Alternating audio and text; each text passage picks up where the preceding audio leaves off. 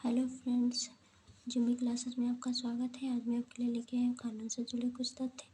तो यह है करार और संविदा में अंतर। करार के लिए 3 बातें आवश्यक हैं: प्रस्ताव, स्वीकृति और प्रतिफल। संविदा के लिए 2 बातें आवश्यक होती हैं: करार का होना और करार का विधि द्वारा प्रवर्तनीय होना। दूसरा टॉपिक हमारा करार वैधानिक तथा अवैधानिक कैसा भी हो सकता है, जबकि संविदा सिर्फ वैधानिक प्रकृति के होते हैं। अगला पॉइंट है करार विधि द्वारा परिवर्तनीय हो भी सकती है और नहीं भी, जबकि संविदा विधि द्वारा परिवर्तनीय होती है। अगला पॉइंट है करार का क्षेत्र व्यापक होता है, क्योंकि करार कैसा भी हो सकता है, विधिक, नैतिक आदि कैसा भी, जबकि संविदा का क्षेत्र संकुचित होता है, क्योंकि प्रत्येक करार संविदा का रूप धारण नहीं कर सकता। अगला पॉइंट है सभी करारों में वैधानिक दायित्व का उत्पन्न होना आवश्यक नहीं है, जैसे नैतिक, सामाजिक, धार्मिक आदि, जबकि संविदा के पक्षकारों के बीच वैधानिक दायित्व उत्पन्न होता। अब आगे पॉइंट है शून्य और अवैध संविदा में अंतर। तो शून्य और अवैध संविदा के बीच निम्न अंतर है। पहला पॉइंट है एक समझौता जो अपनी कानूनी स्थिति खो देता है वह एक शून्य समझौता है। वह समझौता जो कानूनी तौर पर स्वीकार नहीं है वह अवैध समझौता कहलाता है।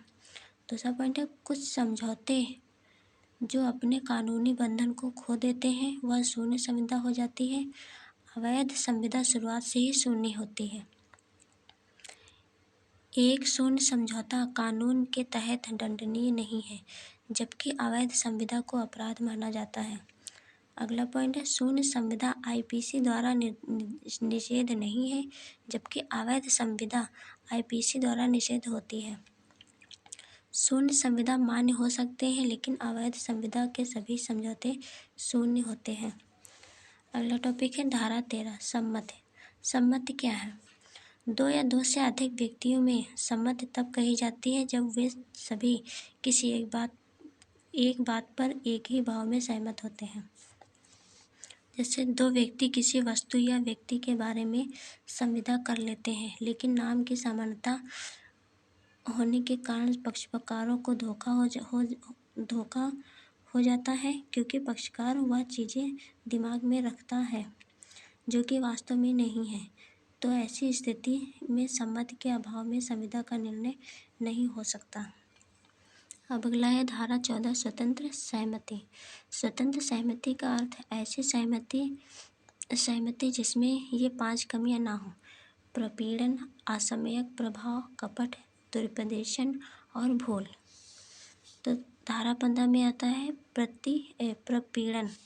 जब किसी व्यक्ति से ऐसा करार कराया जाए या कोई ऐसा कार्य करने की धमकी दी जाए जो भारतीय दंड संहिता के खिलाफ हो, उसे प्रपीड़न कहते हैं।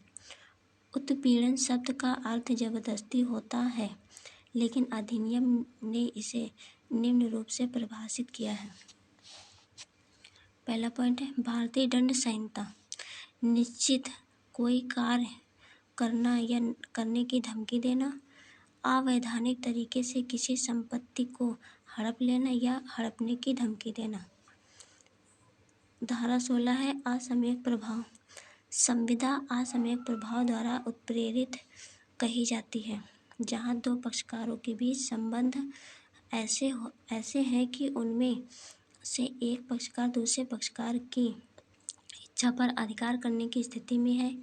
उस स्थिति का उपयोग दूसरा पक्षकार फायदा पाने के लिए करता है।